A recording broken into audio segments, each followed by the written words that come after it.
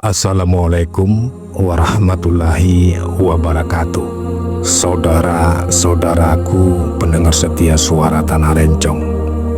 Hari ini saya, Iskandar M. Cut, ingin membawa Anda kembali ke tahun 1602 ketika Aceh Darussalam berdiri sebagai salah satu kerajaan besar yang disegani dunia.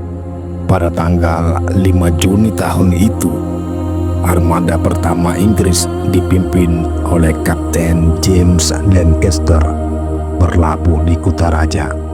Mereka tidak datang dengan panji peperangan, melainkan membawa sebuah surat dari seorang ratu yang namanya harum di Eropa, Elizabeth pertama.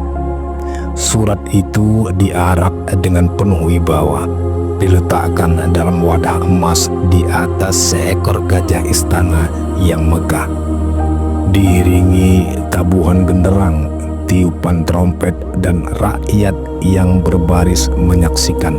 Aceh menunjukkan protokol kenegaraan yang setara dengan kerajaan-kerajaan besar dunia. Isi surat itu sederhana namun bermakna.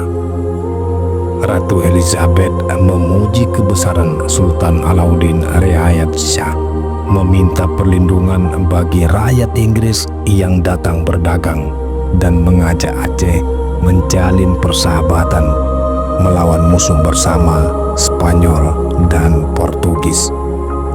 Pertukaran hadiah pun menjadi simbol hubungan diplomatik.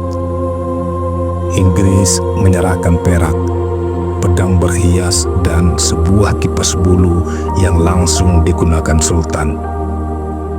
Sebagai balasan, Sultan Alauddin memberi jubah putih berbenang emas, ikat pinggang Turki, dan 2 bilah senjata khas Aceh.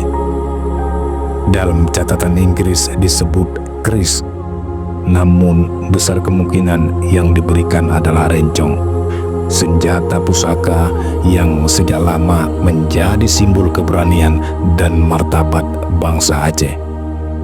Inilah suara Tanah Rencong, suara yang lahir dari sejarah, dari darah, dan dari martabat bangsa kita.